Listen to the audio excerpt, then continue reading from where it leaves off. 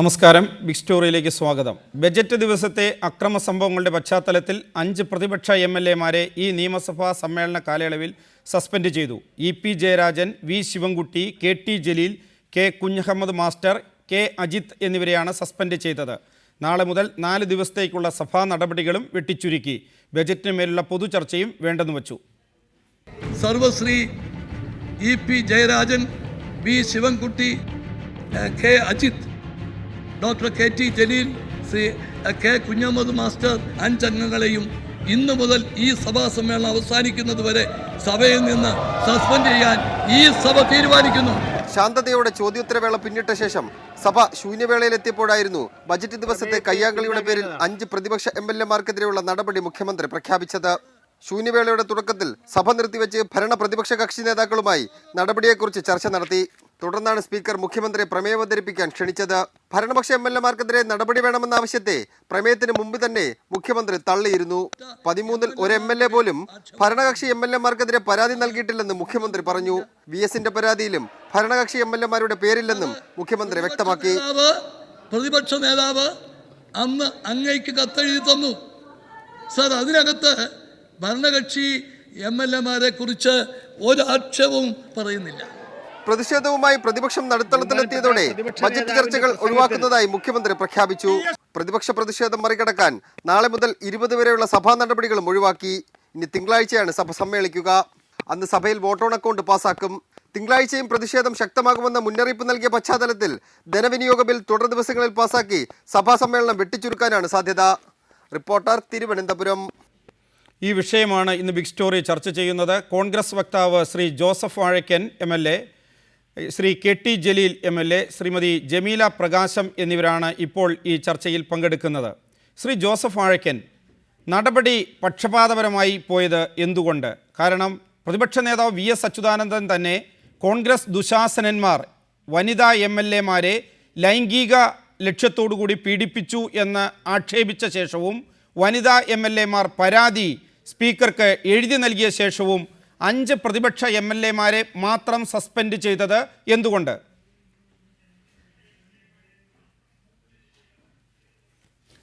നിങ്ങളുടെ കയ്യിൽ അതിൻ്റെ വീഡിയോ ദൃശ്യങ്ങളുണ്ടല്ലോ. ഏകപക്ഷീയമായി പോയി എന്ന് പറയുന്നത് ആര് പറഞ്ഞു എന്ന്? പ്രതിപക്ഷം പറഞ്ഞു. അത് നിങ്ങൾ തന്നെ അത് ഏറ്റു പറയേണ്ട കാര്യമില്ല. കൃത്യത്തിൽ നിങ്ങൾ കൃത്യമായിട്ട് ആ വീഡിയോ ദൃശ്യങ്ങൾ പരിശോധിക്കണം. ആരാണ് പ്രശ്നങ്ങൾ ഉണ്ടാക്കിയത് എന്നുള്ളതിനെക്കുറിച്ച് ബോധ്യപ്പെടണം. ഈ ഭരണകക്ഷി MLA-മാർ വെല്ല് കടന്ന് പ്രതിപക്ഷ നിരയിൽ പോയി വനിതാ MLA-മാർ ഇരിക്കുന്നിടത്ത് കയറി കടന്നു പിടിച്ച കാര്യമല്ലല്ലോ. ശ്രീ VS അച്യുതാനന്ദൻ പറഞ്ഞതിൻ്റെ അടിസ്ഥാനത്തിലാണെങ്കിൽ അച്യുതാനന്ദൻ പറഞ്ഞത് ലൈംഗികമായി പീഡിപ്പിച്ചു എന്ന് തന്നെയാണ് പറഞ്ഞത്, അല്ലാതെ വേറെ ഒന്നുമല്ല പറഞ്ഞത്. അവർ പറയട്ടെ, ഇത് സത്യത്തിൽ ആ വനിതാ MLA-മാരെ ആക്ഷേപിക്കുകയായിരുന്നു, അവരെ അപമാനിക്കുക ചെയ്തത്. കാരണം വനിതാ MLA-മാരുടെ പേര് പറഞ്ഞിട്ട് അവരെ ഈ രീതിയിൽ ശ്രീ ജോസഫ് വാഴക്കൻ ശ്രീ ജോസഫ് വാഴക്കൻ 5 ഇടതുപക്ഷ MLA-മാർക്കെതിരെ നിയമസഭാ സെക്രട്ടേറിയറ്റ് എഴുതി നൽകിയ പരാതിയുടെ അടിസ്ഥാനത്തിൽ ആ പരാതി DGPക്ക് കൈമാറി പോലീസ് കേസ് ആക്കി അവർക്കെതിരെ നടപടിയെടുക്കാൻ സ്പീക്കർ തയ്യാറായി. അതുപോലെ തന്നെ 13-ന് തന്നെ ശ്രീമതി ജമീല പ്രകാശത്തിൻ്റെ ഒരു പരാതി അവിടെ ഉണ്ടല്ലോ. ആ പരാതി എന്തുകൊണ്ട് പോലീസിന് കൈമാറിയില്ല? ആ പരാതിയിൽ എന്തുകൊണ്ട് നടപടിയെടുത്തില്ല? അതുകൊണ്ടാണ് പക്ഷപാതപരമായ നടപടിയായി പോയോ എന്ന് വീണ്ടും ചോദിക്കുന്നത്.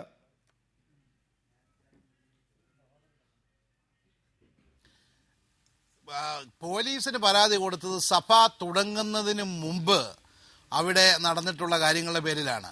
സഭാ നടപടികൾ തുടങ്ങുന്നതിന് മുമ്പാണ് സ്പീക്കറുടെ ഡയസിൽ കയറി സ്പീക്കറുടെ മേശയും മുഴുവൻ സാധനങ്ങളും അവിടെ നശിപ്പിക്കുകയും അവിടെ കലാപമുണ്ടാക്കുകയും ചെയ്തത്. സഭാ നടപടികൾ തുടങ്ങിക്കഴിഞ്ഞാൽ പിന്നെ സ്പീക്കറുടെ നിയന്ത്രണത്തിലാണ്. അതിനു മുമ്പ് നടന്നിട്ടുള്ള കാര്യങ്ങളെ സംബന്ധിച്ചിടത്തോളം ഈ രാജ്യത്തെ പൗരന്മാർക്കെല്ലാവർക്കും ഒരേ നിയമമാണ്, ഒരേ അവകാശമാണ്. ഇവിടെ നിയമസഭയുടെ വസ്തുവകകൾ പൊതുമുതൽ നശിപ്പിച്ചതിൻ്റെ പേരിലാണ് പോലീസിന് പരാതി കൊടുത്തിരിക്കുന്നത്. അങ്ങനെയല്ല ശ്രീ ജോസഫ് വാഴക്കൻ, അങ്ങനെയല്ല. ഇന്നിപ്പോൾ മുഖ്യമന്ത്രി ഉൾപ്പെടെയുള്ളവർ, സ്പീക്കർ ഉൾപ്പെടെയുള്ളവർ കഴിഞ്ഞ ദിവസങ്ങളിലായി പറയുന്നത് സ്പീക്കർ എത്തുന്നതിന് മുമ്പ് തന്നെ അങ്ങനെയാണെങ്കിൽ ഈ പറയുന്ന കാര്യങ്ങളെല്ലാം നശിപ്പിച്ചിരുന്നു, സ്പീക്കർ എത്തുന്നത് തടഞ്ഞിരുന്നു. അപ്പോൾ സ്പീക്കർ ചെയറിലെത്തുന്നതിന്, ചെയറിലെത്തിയോ ഇല്ലയോ എന്ന തർക്കം അവിടെ നിൽക്കട്ടെ, ചെയറിലെത്തുന്നതിന് മുമ്പ് തന്നെ ഈ നടപടികൾ നടന്നു. ആ സമയത്ത് ഉപകരണങ്ങൾ നശിപ്പിച്ചെങ്കിൽ ശ്രീമതി ജമീല പ്രകാശം ഉൾപ്പെടെയുള്ള വനിതാ MLA-മാർക്ക് നേരെ VS അച്യുതാനന്ദൻ പറയുന്ന രീതിയിൽ ലൈംഗിക ലക്ഷ്യത്തോടു കൂടിയിട്ടുള്ള അല്ലെങ്കിൽ ലൈംഗികമായ അതിക്രമം അത് നടന്നതും ആ സമയത്താണ്. പരാതിയുമുണ്ട്. എന്തുകൊണ്ട് രണ്ട് രീതിയിലുള്ള സമീപനം?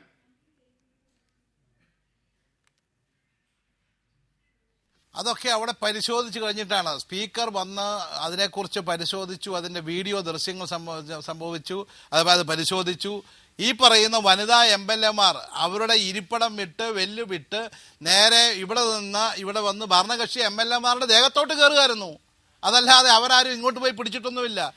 അല്ല, അങ്ങനെ വനിതാ MLA-മാർ ദേഹത്തേക്ക് കയറുകയായിരുന്നോ, അല്ലെങ്കിൽ അവർ ഭരണപക്ഷ MLA-മാരെ ആക്രമിക്കുകയായിരുന്നോ? ഈ കാര്യങ്ങളെല്ലാം നിങ്ങൾ ഇപ്പോൾ 5 MLA-മാരുടെ പേരിൽ പോലീസ് അന്വേഷണം നടക്കുന്ന പോലെ അന്വേഷണത്തിൽ തെളിയിക്കപ്പെടേണ്ട കാര്യമാണ്. സ്ത്രീ സുരക്ഷാ നിയമം അനുസരിച്ച് ഒരു സ്ത്രീ, ഒരു വനിതാ MLA പരാതി നൽകുന്നു, തനിക്ക് നേരെ ഇങ്ങനെയുള്ള അതിക്രമങ്ങൾ ഉണ്ടായി, തന്നെ ആക്രമിച്ചു എന്ന് പരാതി നൽകുമ്പോൾ സ്വാഭാവികമായും നിയമസഭയിൽ തീർക്കേണ്ട പ്രശ്നമാണെങ്കിൽ നിയമസഭയിൽ തീർക്കണമെങ്കിൽ എല്ലാത്തിനും അത് ബാധകമാണ്. 5 പേരുടെ കാര്യത്തിൽ പോലീസ് കേസാണെങ്കിൽ ഇതും ആ പോലീസിന് കൈമാറേണ്ടതല്ലേ?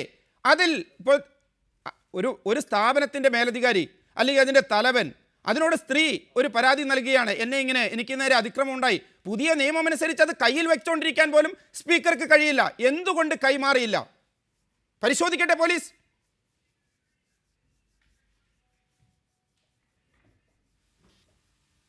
എന്നോടാണോ? അതെ.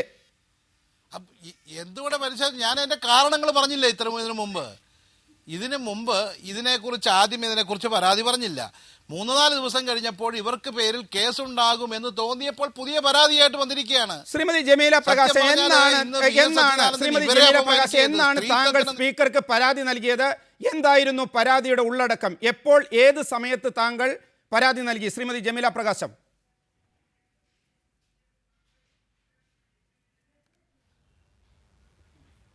ഞാൻ സ്പീക്കർക്ക് പരാതി നൽകിയത് ഈ സംഭവം നടന്ന ദിവസമാണ്.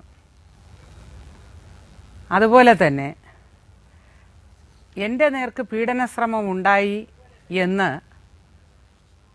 പറഞ്ഞുകൊണ്ട് ആദ്യം സംസാരിച്ചത് സ്പീക്കറോട് പ്രതിപക്ഷ നേതാവല്ല, എൻ്റെ കത്താണ് സ്പീക്കർക്ക് കിട്ടുന്നത്. പ്രതിപക്ഷ നേതാവ് അതിനു മുമ്പ് ഈ സംഭവങ്ങളൊക്കെ കഴിഞ്ഞ് നമ്മുടെ നിയമസഭാ സമുച്ചയത്തിന് പുറത്തു വെച്ചോ മുൻവശത്ത് വെച്ചോ മറ്റോ പത്രലേഖകരോട് സംസാരിക്കുന്നുണ്ട്, മീഡിയക്കാരോട് സംസാരിക്കുന്നുണ്ട്. അപ്പോൾ ഞാനൊന്നും പറഞ്ഞിട്ടില്ല. കാര്യം അതങ്ങോട്ട് കഴിഞ്ഞ ഉടനെയാണ്. അത് കഴിഞ്ഞ് ഞാൻ കത്ത് കൊടുക്കുന്നു. അപ്പോൾ എൻ്റെ നേർക്ക് അങ്ങനെ ഒരു ശ്രമം ഉണ്ടായി എന്ന് പറഞ്ഞുകൊണ്ട് ശാരീരികമായിട്ടും എൻ്റെ സ്ത്രീത്വത്തിന് അപമാനം നേരിടുന്ന രീതിയിലും ഞാൻ പീഡിപ്പിക്കപ്പെട്ടു എന്ന് പറഞ്ഞുകൊണ്ട് കത്ത് കൊടുക്കുന്നത് ഞാൻ തന്നെയാണ്.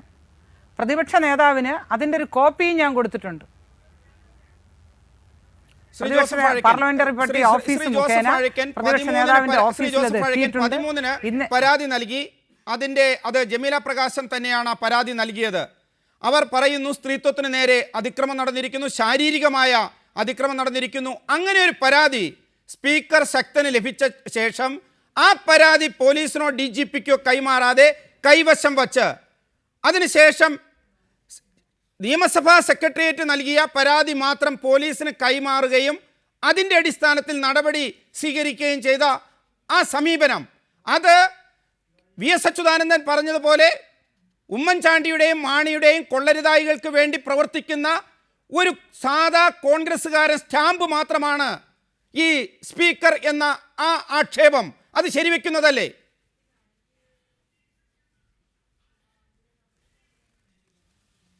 അത് നിങ്ങൾക്ക് ശരിയായി തോന്നിക്കാണുമായിരിക്കും. പക്ഷെ ഞാൻ ഇവിടെ കേരളത്തിലെ ജനങ്ങൾക്ക് അത് ബോധ്യപ്പെടില്ല. കേരളത്തിലെ ജനങ്ങളെ സംബന്ധിച്ചിടത്തോളം അവർ കണ്ടുകൊണ്ടിരിക്കുന്ന കാര്യമാണ്. കണ്ണടച്ച് ഇരുട്ടാക്കിയാൽ ഇതുവല്ല ഇരുട്ടാക്കാൻ പറ്റുമോ പ്രകാശേ? അതിപ്പോൾ ചില ചാനലുകളും കുറേ ആളുകളും കൂടി ഇത് സംഭവം നടന്ന കാര്യങ്ങളില്ല എന്ന് പറയാനാവില്ല. നിങ്ങൾ ആ ദൃശ്യങ്ങൾ ഇട്ട് കാണിക്ക് ആളുകളെ, അന്ന് നടന്ന കാര്യങ്ങൾ. ഇതെവിടെ വെച്ച് സംഭവിച്ചു? ആരാണ് ഇതിവിടെ വന്നത്? ഇരുന്നിടത്താണോ? മുഖ്യമന്ത്രിയുടെ ദേഹത്തേക്ക് കയറാൻ വന്നപ്പോഴാണോ തട്ടാൻ നോക്കിയത്? ഇതൊക്കെ ഇതിനെക്കുറിച്ച് പരിശോധിച്ച് നോക്ക്. അതിനുശേഷം ആളുകൾ മേൽ ആക്ഷേപിക്കും. വളരെ മാന്യമര്യാദയായി നിയമസഭയിൽ പ്രവർത്തിക്കുന്ന അംഗങ്ങളുടെ മേൽ ഈ തരത്തിലുള്ള വില കുറഞ്ഞ ആരോപണങ്ങൾ, അതിനൊന്നും ഒരിക്കലും ഇവരെ പോലെയുള്ള അങ്ങനെയല്ല. ശ്രീ ജോസഫ് വാഴക്കൻ പറയുന്നത് മുഖവിലേക്ക് എടുക്കുകയാണെങ്കിൽ, നിങ്ങൾ മാന്യന്മാരായ MLA-മാരാണ്, VS അച്യുതാനന്ദൻ പറഞ്ഞതുപോലെ ദുശാസനന്മാരല്ല, സ്ത്രീകളെ വസ്ത്രാക്ഷേപം ചെയ്യുന്നവരല്ല. ഇത് മുഖവിലേക്ക് എടുക്കുകയാണെങ്കിലും നിയമസഭ എന്ന് പറയുന്നത് സ്പീക്കറുടെ അധികാര കേന്ദ്രമാണല്ലോ. ജുഡീഷ്യറിയും എക്സിക്യൂട്ടീവും ലെജിസ്ലേച്ചറും എല്ലാം വ്യത്യസ്തമായ ചില മേഖലകളായി തിരിക്കുകയും നിയമസഭയുടെ അവകാശാധികാരങ്ങൾ കവർന്നെടുക്കുന്നത് ജനാധിപത്യത്തിന് ദോഷമാണ് എന്ന നിലപാട് സ്വീകരിക്കുകയും, അതുകൊണ്ടാണല്ലോ ഇന്ന് അച്യുതാനന്ദൻ തന്നെ പറഞ്ഞത്, സ്പീക്കറെ, ഇന്ത്യയിലെ വിവിധ നിയമസഭകളിൽ സമാനമായ സംഭവങ്ങൾ ഉണ്ടായിട്ടുണ്ട്. MLA-മാരെ സ്പീക്കർ തന്നെ തടങ്കലിലടച്ചിട്ടുണ്ട്.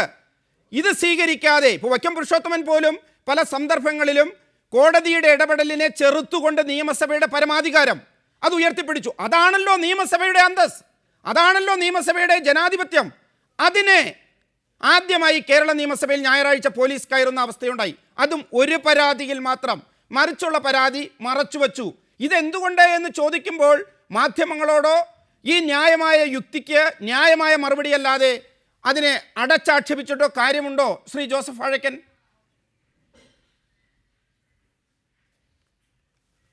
ഞാൻ ചോദിക്കട്ടെ, സാധാരണ ജനങ്ങൾക്ക്, ഒരു സാധാരണ പൗരൻ, ഇപ്പോൾ താങ്കളാണെങ്കിൽ താങ്കൾ ഒരു ബസ്സിൻ്റെ ഒരു ചില്ലടിച്ച് പൊട്ടിച്ചാൽ, അതല്ലെങ്കിൽ നിങ്ങൾ ഏതെങ്കിലും ഒരു പൊതുസ്ഥാപനത്തിൽ പോയി ഒരു ചെറിയ ഒരു നശീകരണം നടത്തിയാൽ, ഇതാ ആലുവയിലെ ഒരു പഞ്ചായത്ത് മെമ്പർ അവിടെ പഞ്ചായത്ത് കമ്മിറ്റി നടക്കുന്നതിനിടയ്ക്ക് അവിടെ ബഹളം ഉണ്ടാക്കി ആ ഫാനിന് കേടുവരുത്തി. ആ ഫാനിന് കേടുവരുത്തിയ വ്യക്തിയെ PDPP ആക്ട് അനുസരിച്ച് കേസെടുത്തു എന്ന് മാത്രമല്ല, ഇന്നിപ്പോൾ കേരള ഹൈക്കോടതി അയാളെ അയോഗ്യനാക്കുകയും ചെയ്തു. അപ്പോൾ ഈ രീതിയിലാണ് ഈ രാജ്യത്ത് ഈ കാര്യത്തെ സംബന്ധിച്ച് നിൽക്കുന്ന നിയമം. അങ്ങനെയാണെങ്കിൽ ഇന്ന് മുഖ്യമന്ത്രി പറഞ്ഞതുപോലെ MLA-മാരുടെ വാക്കുകൾക്ക്, അവർ പറയുന്നതിനെ സംരക്ഷണമുള്ളൂ, അവരുടെ പ്രവർത്തനങ്ങൾക്ക് സംരക്ഷണമില്ല എന്ന കാര്യം താങ്കൾ ഇപ്പോൾ പറഞ്ഞ കാര്യം വാദത്തിന് അംഗീകരിക്കുകയാണെങ്കിൽ, തല്ലിത്തകർത്തത് പൊതുമുതൽ നശീകരണം അനുസരിച്ച് പോലീസ് കേസാക്കാമെങ്കിൽ, സ്ത്രീകൾക്ക് നേരെയുള്ള അധിക്ഷേപ പരാതിയും അത് സഭയ്ക്കകത്ത് ഉമ്മൻചാണ്ടി പറയുന്നത് പോലെ നമ്മളെല്ലാവരും കൂടി ഇരുന്ന് കണ്ടിട്ട് നമുക്ക് ബോധ്യപ്പെടുകയാണെങ്കിൽ അപ്പോൾ നടപടിയെടുക്കാമെന്ന് പറഞ്ഞ് അങ്ങ് മാറ്റിവെക്കുന്ന ഒന്നാണോ അല്ലയോ? താങ്കൾ പറഞ്ഞത് അംഗീകരിക്കുന്നു.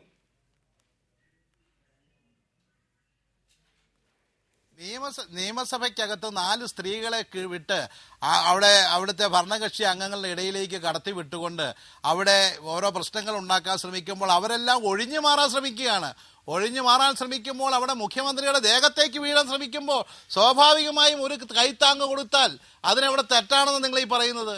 നിങ്ങൾ ഈ രീതിയിൽ തെറ്റായി വ്യാഖ്യാനിക്കുന്നത് കേരളത്തിലെ ഒരു നിയമസഭയിൽ നടന്നിട്ടുള്ള ഏറ്റവും ഹീനമായ പ്രവർത്തനങ്ങളെ ന്യായീകരിക്കുന്നതിന് വേണ്ടിയുള്ള അച്ചാരം വാങ്ങുന്നു എന്ന് പോലും എനിക്ക് പറയേണ്ടി വരും. അത് ശ്രീ ജോസഫ് വാഴക്കൻ താങ്കൾ പറഞ്ഞുകൊള്ളൂ. പക്ഷേ അതിനപ്പുറം ചോദിച്ച വസ്തുതകൾക്കുള്ള മറുപടി, അതായത് താങ്കൾ പറഞ്ഞു MLA-മാർ അവിടെ പൊതുമുതൽ നശിപ്പിച്ചാൽ, അത് കീഴ്മാട് പഞ്ചായത്തിൻ്റെ ഉദാഹരണവും പറഞ്ഞു, അതിന് പോലീസ് കേസ് എടുക്കണം. മുഖ്യമന്ത്രിയും പറഞ്ഞു അത് സംസാരിക്കുന്നതിനെ സംരക്ഷണമുള്ളൂ, കൊലപാതകം, അടി, ഇതിനൊന്നും സംരക്ഷണമില്ല. അംഗീകരിക്കുന്നു ആ വാദം. അത് ജമീല പ്രകാശത്തിൻ്റെ പരാതിയിലും ബാധകമല്ലേ എന്ന് ചോദിക്കുമ്പോൾ അതിൻ്റെ തീർപ്പ് ഞങ്ങൾ പറയും അത് വെറുതെ ഞങ്ങളെ ആക്രമിക്കാൻ വന്നതുകൊണ്ട് ചെയ്തതാണ്. അതിലെന്താണ് ഒരു ന്യായം എന്ന് ചോദിക്കുമ്പോൾ അതിലെന്താണ് താങ്കൾ മറുപടി പറയാത്തത്?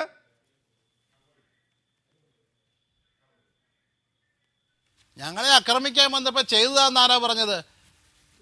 ഞങ്ങളെ ആക്രമിക്കാൻ വന്നപ്പോൾ ആരും ചെയ്തില്ലല്ലോ. ദേഹത്തേക്ക് വന്ന് കയറി കഴിയുമ്പോൾ ഡിഫൻസ് ഇങ്ങനെ കൈകൊണ്ട് ചെയ്താൽ പോലും അതും തെറ്റാണെന്ന് പറഞ്ഞാൽ എന്ത് ചെയ്യാൻ പറ്റും? ദേഹത്തേക്ക് വരുമ്പോൾ പിന്നെ എന്ത് ചെയ്യണമായിരുന്നു? ഓടണമായിരുന്നു അവിടെ നിന്ന്. അങ്ങനെയല്ലല്ലോ ചെയ്യണമെന്നായി പറയുന്നത്. അങ്ങനെയല്ലല്ലോ ഇന്നലെ സ്പീക്കർ പോലും പറഞ്ഞത്. അതായത് ഭരണപക്ഷ ബെഞ്ചിലേക്ക് പ്രതിപക്ഷം ചെന്നു, അവരെ ആക്രമിച്ചപ്പോൾ ആക്രമണം സ്വാഭാവികമാണ് എന്നാണല്ലോ പറഞ്ഞത്. താങ്കൾ പറഞ്ഞ ഈ ന്യായം സ്പീക്കർ പറഞ്ഞില്ലല്ലോ. ശ്രീ KT ജലീൽ, എന്താണ് നടന്നത്? എന്തിനാണ് നിങ്ങൾക്കെതിരെ നടപടിയെടുത്തത്? നടപടിയെടുത്തതിൽ സ്പീക്കർ ഒരു വെറും കോൺഗ്രസ്സുകാരനായി പ്രവർത്തിച്ചോ?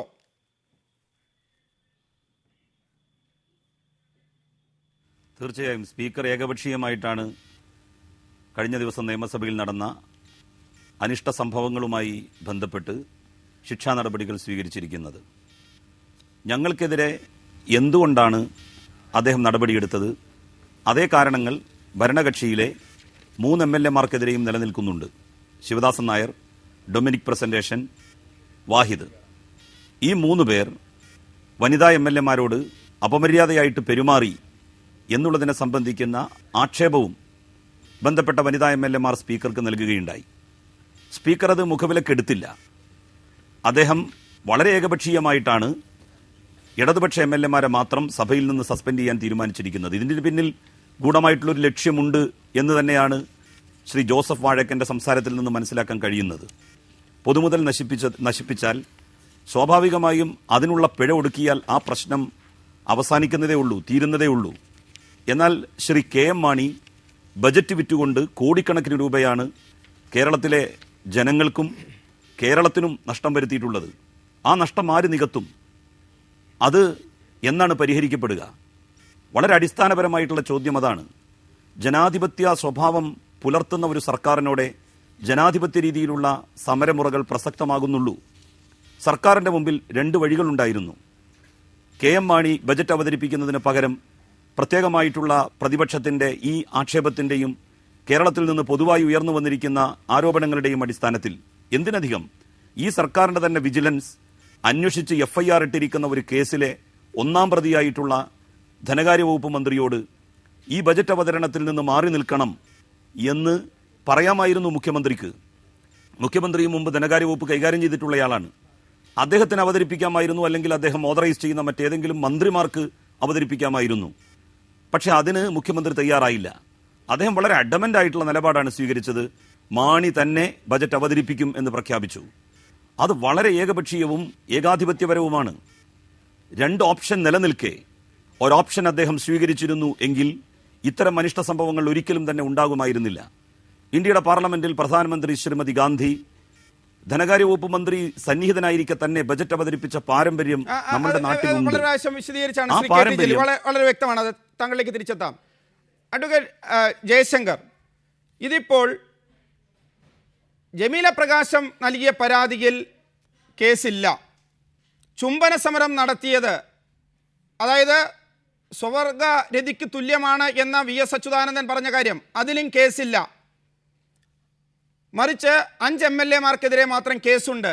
ഈ സ്പീക്കർ സത്യസന്ധമായി സ്പീക്കറുടെ ചുമതലകൾ നിർമ്മമമായി നിറവേറ്റുന്ന ഒരാളാണോ? പ്രകാശ്, ഈ സ്പീക്കർ എങ്ങനെ സ്പീക്കറായത് അതൊന്ന് ആലോചിച്ച് നോക്കൂ. അദ്ദേഹത്തിന്റെ കഴിവിന്റെയോ കാര്യപ്രാപ്തിയുടെ അടിസ്ഥാനത്തിലല്ലോ, സമുദായത്തിന്റെ ബലത്തിലാണ് അദ്ദേഹം ഡെപ്യൂട്ടി സ്പീക്കറായത്. മന്ത്രിസഭ രൂപീകരിച്ചപ്പോൾ അദ്ദേഹത്തെ മന്ത്രിയാക്കിയില്ല. അപ്പൊ അദ്ദേഹം പറഞ്ഞു, എന്നെ മന്ത്രിയാക്കിയില്ലെങ്കിൽ ഈ നാട്ടിലുള്ള നാടാന്മാർ മുഴുവൻ കടലേക്ക് ചാടി ചത്തുകളയും, ഞങ്ങളുടെ സമുദായത്തെ അവഗണിച്ചതിൽ പ്രതിഷേധിച്ച്. അങ്ങനെ അദ്ദേഹത്തെ സാന്ത്വനിപ്പിക്കാൻ വേണ്ടി ഡെപ്യൂട്ടി സ്പീക്കറായി. നമ്മുടെ കഷ്ടകാലം കൊണ്ട് കാർത്തികേയൻ സമയത്തിന് മുമ്പ് മരിച്ചത് കൊണ്ട് അദ്ദേഹം സ്പീക്കറായി. അങ്ങനെ സ്പീക്കറായ ആളാണ് അദ്ദേഹം. സ്പീക്കറുടെ സ്ഥാനത്ത് നിഷ്പക്ഷമായിട്ടോ നീതിയുക്തമായിട്ടോ പ്രവർത്തിക്കുമെന്ന് എനിക്ക് യാതൊരു പ്രതീക്ഷയുമില്ല. അത് അദ്ദേഹത്തിന്റെ ഇത്തരം ദിവസം പ്രവൃത്തി കൊണ്ട് അദ്ദേഹം തെളിയിച്ചു. അല്ലെങ്കിൽ ലഡു വിതരണം ചെയ്ത ആളുകളുടെ പേരിൽ നടപടി എടുക്കട്ടെ, ചുംബന സമരം നടത്തിയവരുടെ പേരിൽ നടപടി എടുക്കട്ടെ, ഡയസ് തകർത്തവരെ തീർച്ചയായിട്ടും നടപടി എടുക്കണം. നടപടി എടുത്തത് ശരിയാണ്, ന്യായമാണ്, നടപടി എടുക്കുക തന്നെ ചെയ്യണം. പക്ഷേ അദ്ദേഹം തീരെ പക്ഷപാതപരമായിട്ടാണ് പെരുമാറുന്നത്. അദ്ദേഹം ആ ഇരിക്കുന്ന സ്ഥാനത്തിന്റെ മഹത്വം അറിയാത്ത ആളാണ്. അദ്ദേഹം വക്കം പുരുഷോത്തമനേക്കാളും വഷളനായ സ്പീക്കർ എന്ന പേരിലായിരിക്കും കേരള ചരിത്രത്തിൽ അറിയപ്പെടുക. അഡ്വക്കേറ്റ് ജയശങ്കർ, ഈ സ്പീക്കർക്ക് അത്തരത്തിലൊരു ജനാധിപത്യത്തിൻ്റെയും നിയമത്തിൻ്റെയും നീതിയുടെയും പിൻബലമുണ്ടോ? ആ രീതിയിൽ എല്ലാ രീതിയിലും തെറ്റുകൾക്കെതിരെ പ്രവർത്തിക്കാൻ പരമയോഗ്യനാണോ സ്പീക്കർ? അല്ല, സ്പീക്കറെ സംബന്ധിച്ചോളം പറഞ്ഞാൽ ഇവിടെ പല സംഭവങ്ങളുണ്ട്. ഇവിടെ അന്വേഷണത്തിലിരിക്കുന്ന ഒരു കേസ് ശരിക്കും അന്വേഷിച്ചാൽ അദ്ദേഹം ഉണ്ടെന്നില്ലെന്ന ഒരു അവസ്ഥയിലേക്ക് പോകും. ഞാനിപ്പോ അതിന്റെ വിശദാംശങ്ങളിലേക്ക് പോകുന്നില്ല. ഹർഷിത അത്തല്ലൂരി എന്ന് പറഞ്ഞ സ്ത്രീ എന്തുകൊണ്ടാണ് ആലുവ റൂറൽ SP സ്ഥാനത്ത് നിന്ന് മാറ്റിയത് എന്ന് നിങ്ങൾ സമയം പോലെ ഉമ്മൻചാണ്ടിയോട് ചോദിച്ചാൽ മതി. അപ്പൊ ഉമ്മൻചാണ്ടി പറയും എന്തുകൊണ്ടാണ് ഹർഷിതയെ മാറ്റിയത്, കേസ് അന്വേഷണം വേറെ ആളെ ഏൽപ്പിച്ചത്. അതൊക്കെ വേറെ കാര്യങ്ങളാണ്. പാട്ട് അതിലേക്ക് ഞാൻ പോകുന്നില്ല. ഇദ്ദേഹം കേരള കോൺഗ്രസ് മാണി ഗ്രൂപ്പുകാരനായിട്ട് രാഷ്ട്രീയത്തിൽ വന്ന ആളാണ്. പിന്നീട് അദ്ദേഹം നീലൻ ലോഹിതദാസ് നാടാരുടെ DSPയിൽ ചേർന്നു. പിന്നീട് അവിടെ നിന്ന് കാലുമാറി കോൺഗ്രസിൽ ചേർന്നു. അങ്ങനെ വലിയ ട്രാക്ക് റെക്കോർഡുള്ള ആളാണ് നമ്മുടെ സ്പീക്കർ. അദ്ദേഹത്തിന്റെ പേര് ശക്തൻ എന്നാണെങ്കിലും പ്രവൃത്തി നേരെ വിപരീതമാണ്. ശക്തി അദ്ദേഹത്തിന്റെ പേരിൽ മാത്രമേ ഉള്ളൂ, വേറെ ഒരു കാര്യത്തിലുമില്ല. വ്യക്തമാണ്. ഇതാണ് സ്പീക്കർ എന്നാണ് അഡ്വക്കേറ്റ് ജയശങ്കർ പറയുന്നത്. ശ്രീമതി ജമീല പ്രകാശം, നിങ്ങൾ 13-ന് നൽകിയ പരാതി അത് പോലീസിന് കൈമാറിയിട്ടില്ല, നടപടിയെടുത്തിട്ടില്ല. ദൃശ്യങ്ങൾ പ്രതിപക്ഷവും ഭരണപക്ഷവും ഒപ്പമിരുന്ന് കണ്ടിട്ട് നിങ്ങൾ ഭരണപക്ഷ MLA-മാരെ കടിക്കുകയും മാന്തുകയുമാണോ ചെയ്തത്, അതോ നിങ്ങളെ അവർ ആക്രമിക്കുകയാണോ ചെയ്തത്? ഈ കാര്യങ്ങളൊക്കെ മനസ്സിലാക്കിയ ശേഷം അതിലൊരു നടപടി എന്നാണ് മുഖ്യമന്ത്രി പറഞ്ഞത്. പ്രതിപക്ഷമാകട്ടെ അങ്ങനെ ഒന്നിച്ചിരുന്ന് ഈ CD കണ്ട് രസിക്കാൻ ഒട്ടും തയ്യാറുമല്ല. അപ്പോൾ എന്തായിരിക്കും താങ്കളുടെ ഭാവി നടപടി? എനിക്ക് ആ ഒരു വിഷ്വൽ കാണിച്ച കാര്യത്തിൽ എനിക്ക് റിപ്പോർട്ടർ ചാനലിനോട് അങ്ങേയറ്റത്തെ കൃതജ്ഞതയുണ്ട്. പല ചാനലുകളിലും ഞാൻ ശിവദാസൻ നായരെ ആക്രമിക്കുന്ന ഒരു പ്രതിച്ഛായ കൊടുക്കുന്ന ഒരു വിഷ്വലുകളാണ് വന്നുകൊണ്ടിരുന്നത്. അപ്പോഴാണ് ഞാനിങ്ങനെ റിപ്പോർട്ടർ ചാനലിൽ അന്നേ ദിവസം തന്നെ വന്നപ്പോൾ ഞാൻ ചോദിക്കുന്നത്, ടെലിഫോണിൽ കൂടി ബന്ധപ്പെട്ടപ്പോൾ, ഒരു സീനുണ്ടല്ലോ, ഒരു വിഷ്വൽ ഞാൻ കണ്ടല്ലോ ഇപ്പോൾ വാട്സാപ്പിൽ കൂടി പോകുന്നത്, അത് നിങ്ങൾക്ക് കാണിച്ചുകൂടെയെന്ന്. ഉടനെ തന്നെ റിപ്പോർട്ടർ ചാനൽ അത് കൊടുത്തു. അവിടെ നിന്നാണ് ഞങ്ങൾ തമ്മിലുള്ള ഏറ്റുമുട്ടൽ ആരംഭിക്കുന്നത്. ഞങ്ങൾ തമ്മിലുള്ള ഏറ്റുമുട്ടൽ കഴിഞ്ഞ് ഞാനിങ്ങ് താഴെ ഇറങ്ങുന്നത്, ഗീതാഗോപി മറിഞ്ഞു വീഴുന്നതൊക്കെ എല്ലാ ചാനലുകളിലും കാണിച്ചുകൊണ്ടിരുന്നു. ഇതിനെന്ത് മറുപടി പറയും? ഇത് ഞാൻ മുഖ്യമന്ത്രിയുടെ നേർക്ക് തിരിഞ്ഞല്ല നിൽക്കുന്നത്. മുഖ്യമന്ത്രിയുടെ നേർക്ക് ഞാൻ തിരിഞ്ഞു നിൽക്കാതെ ഞാൻ പുറംതിരിഞ്ഞ് നിൽക്കുകയാണ്. പുറംതിരിഞ്ഞ് നിൽക്കുന്ന എൻ്റെ പിറകു ഭാഗത്ത് എന്തിനാണ് ഒരു കൈ വന്നിരിക്കുന്നത്? അത് ഈച്ചയും കൊതുകൊന്നും അല്ലല്ലോ, ഒരു മനുഷ്യൻ്റെ കൈയല്ലേ. എന്നിട്ട് ഞാൻ തിരിയാണ്. ഈ കൈയുടെ ശല്യം എനിക്ക് സഹിക്കാൻ വയ്യാതായപ്പോൾ ഞാൻ തിരിയാണ്. അതല്ല പിന്നെ ഞാൻ ആസ്വദിച്ചുകൊണ്ടിരിക്കണോ? എൻ്റെ അടുത്തിരുന്ന് വാഴയ്ക്കൻ ചിരിക്കുകയാണ് വാഴയ്ക്കൻ MLA. ആ ചിരിയുടെ അർത്ഥം എന്തായിരുന്നാലും കൊള്ളാം, എനിക്കത് ആസ്വദിച്ച് ചിരിക്കാനുള്ള ഒരു മനസ്ഥിതി ഇല്ല. ഞാൻ തിരിയുമ്പോഴാണ് ഞാൻ ആളിൻ്റെ മുഖം കാണുന്നത്. അത് ശ്രീ ശിവദാസ് നായരാണ്. ഞാൻ ശിവദാസാന്ന് വിളിക്കുന്നു, വിടെന്ന് പറയുന്നു. ശിവദാസ ഒന്നും കൂടെ ബലപ്പിക്കുന്നു, കൈകൊണ്ടും കാലുകൊണ്ടും ബലപ്പിക്കുകയാണ്. അത് കാണിക്കുന്ന ഷോട്ടുകൾ ധാരാളമുണ്ട്. റിപ്പോർട്ടർ ചാനലുകാരും അത് അന്വേഷിച്ചാൽ കിട്ടും. എന്നിട്ട് ഞാൻ പറയുന്നു, എനിക്ക് വേറെ എൻ്റെ കൈയുടെ ഭാഗം അല്ലാതെ, വലത്തെ കൈയുടെ ഭാഗം അല്ലാതെ ഒന്നും എനിക്ക് ശിവദാസൻ്റെ ശരീരത്തിലേക്ക് എനിക്ക് തടുക്കാനായിട്ട് എടുക്കാൻ പറ്റുന്നില്ല. അപ്പം ഞാൻ പറഞ്ഞു, ശിവദാസൻ ഞാൻ കടിക്കുക എന്ന് പറഞ്ഞു. ഞാൻ കടിച്ചു. ഇനിയും കടിക്കും ഇങ്ങനെ ഒരു അവസരം വന്നാൽ. എൻ്റെ പ്രകൃതിദത്തമായിട്ടുള്ള ഒരു റിഫ്ലക്സ് ആണത്. സ്ത്രീയുടെ തലച്ചോറും സ്ത്രീയുടെ മനസ്സും പഞ്ചേന്ദ്രിയങ്ങളുമായിട്ട് ഘടിപ്പിച്ചിരിക്കുന്ന ഒരു റിഫ്ലക്സ് ആക്ഷനാണത്. അത് ഞാൻ ചെയ്തു. ശ്രീ ജമീല പ്രകാശ് അത് വ്യക്തമാണ്. എന്ത് ചെയ്യും താങ്കളുടെ ശ്രീമതി ജമീല പ്രകാശൻ, താങ്കൾ ഈ ദൃശ്യങ്ങൾ കാണുന്നുണ്ട്. അതനുസരിച്ച് പരാതി നൽകി 13-ന്. ആ പരാതി സ്പീക്കർ പോലീസിന് കൈമാറാതെ കസ്റ്റഡിയിൽ വച്ചിരിക്കുകയാണ്. നിയമമനുസരിച്ച് ഒരു സ്ത്രീ ഒരു പരാതി ഇത്തരത്തിൽ പീഡനവുമായി ബന്ധപ്പെട്ട് നൽകിയാൽ അത് പോലീസിന് കൈമാറുകയും അത് നടപടിയെടുക്കുകയും ചെയ്യേണ്ട സമയം അതിക്രമിച്ചിരിക്കുന്നു. ഇപ്പോൾ KB ഗണേഷ് കുമാറിൻ്റെ കാര്യത്തിൽ മുഖ്യമന്ത്രി പോലും അപകടം മനസ്സിലാക്കി പെട്ടെന്ന് കാര്യങ്ങൾ കൈമാറി. എന്തുകൊണ്ട് സ്പീക്കർ ഇങ്ങനെ കൈവശം വച്ചിരിക്കുന്നു? അതിനെതിരെ ശ്രീമതി ജമീല പ്രകാശം എന്ത് നടപടി സ്വീകരിക്കാൻ പോകുന്നു? ഇപ്പോൾ നിയമസഭാ സെക്രട്ടേറിയറ്റിൽ ഞങ്ങളുടെ ഇടയിലൊക്കെ സർക്കുലേഷന് തന്നുകൊണ്ടിരിക്കുന്ന ഒരു ഡ്രാഫ്റ്റ് ബില്ലുണ്ട്. അതിൻ്റെ പേര് 2013 കേരള വനിതകളുടെ സ്വകാര്യതയും അന്തസ്സും സംരക്ഷണ ബിൽ എന്നാണ്. അതിലെ ഒരു പ്രസക്ത ഭാഗം ഞാൻ വായിക്കുകയാണ്. 6ാമത്തെ സെക്ഷൻ. ഇതിപ്പോൾ ഡ്രാഫ്റ്റായിട്ടിരിക്കുന്നതേ ഉള്ളൂ. ഇതിനു മുമ്പ് വന്നിട്ടുള്ള പല നിയമങ്ങളുടെ പ്രസക്തമായിട്ടുള്ള ഭാഗങ്ങൾ കൂട്ടിച്ചേർത്ത് ഈ ഡ്രാഫ്റ്റ് ഉണ്ടാക്കി സർക്കുലേഷൻ വിട്ടിരിക്കുകയാണ്. ആക്ട് ആയിട്ടില്ല.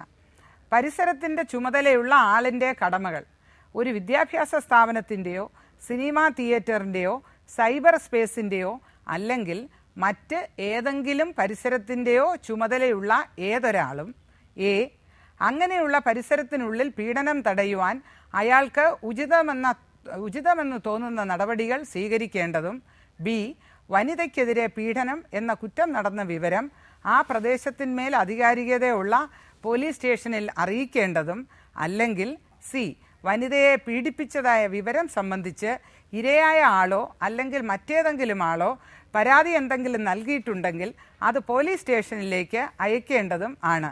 2. ആരെങ്കിലും ഒന്നാം ഉപവകുപ്പിൻ കീഴിൽ വളരെ വ്യക്തമാണ് വ്യവസ്ഥ ശ്രീമതി ചെയ്തിരിക്കുന്ന ജമീല പ്രകാശം. ശ്രീ ജോസഫ് എടുക്കുവാൻ വാഴക്കൻ, ശ്രീ ജോസഫ് വാഴക്കൻ, 5 ഇടതുപക്ഷ MLA മാർ മാത്രമല്ല, കോൺഗ്രസ് ദുശാസനന്മാർ എല്ലാം ഉണ്ടതിനും. ശ്രീ ജോസഫ് വാഴക്കൻ. പ്രകാശേ, ഇന്നെന്താ പ്രകാശ് എന്തിൻ്റെ അടിസ്ഥാനത്തിലാണ് ഇറങ്ങിയിരിക്കുന്നത്? ഒന്നെങ്കിൽ സത്യസന്ധമായ മാധ്യമ പ്രവർത്തനം നടത്തണം. അവിടെ നിങ്ങൾ കണ്ടു മുഖ്യമന്ത്രിക്ക് നേരെ 3-4 സ്ത്രീകൾ പാഞ്ഞെടുക്കുക. ഞങ്ങൾ മുഖ്യമന്ത്രിയെ ഇവർക്ക് അതെല്ലാം താങ്കൾ പറഞ്ഞു, എനിക്കതിൽ തർക്കവുമില്ല. പക്ഷേ ഈ പരാതി സ്പീക്കർ കൈമാറാത്ത നിയമ നടപടിയെ കുറിച്ചാണ് ഞാൻ ചോദിക്കുന്നത്. എന്തുകൊണ്ട് ആ പരാതി കൈമാറിയില്ല? 5 പേരുടെ കാര്യം അത് പോലീസ് കേസാക്കി, ഇത് എന്തുകൊണ്ട് മറച്ചു വെച്ച് കയ്യിൽ വെച്ചിരിക്കുന്നു? അത് തന്നെയാണ് ചോദ്യം. വേറെ കൂടുതൽ മറ്റേതിലൊന്നും തർക്കമില്ല. മറുപടി പറ. ഞാൻ ചോദിക്കുന്നതിന് മറുപടി. ഈ നിയമം ഇപ്പോൾ ഇവിടെ വായിച്ച നിയമമുണ്ടല്ലോ, ഇന്ത്യയിലെ അബലകളായിട്ടുള്ള സ്ത്രീകൾക്ക് വേണ്ടി, ഇവിടെ ഇരകളാക്കപ്പെടുന്ന സ്ത്രീകൾക്ക് വേണ്ടി, അവരുടെ സംരക്ഷണത്തിന് വേണ്ടി UPA ഗവൺമെന്റ് കൊണ്ടുവന്ന ഏറ്റവും മാതൃകാപരമായ നിയമം. ഇത് ഈ തരത്തിൽ പെരുമാറുന്ന സ്ത്രീകൾക്ക് വേണ്ടി ഉപയോഗിക്കാനുള്ളതല്ല. തെറ്റിദ്ധാരണയൊന്നും വേണ്ട. വളരെ നന്ദി ശ്രീ ജോസഫ് വാഴക്കൻ MLA മാരായ ശ്രീ KT ജലീൽ, ശ്രീമതി ജമീല പ്രകാശം, അഡ്വക്കേറ്റ് ജയശങ്കർ ഈ ചർച്ചയിൽ പങ്കെടുത്തതിന്. ബിഗ് സ്റ്റോറി ഇവിടെ അവസാനിക്കുന്നു. നമസ്കാരം.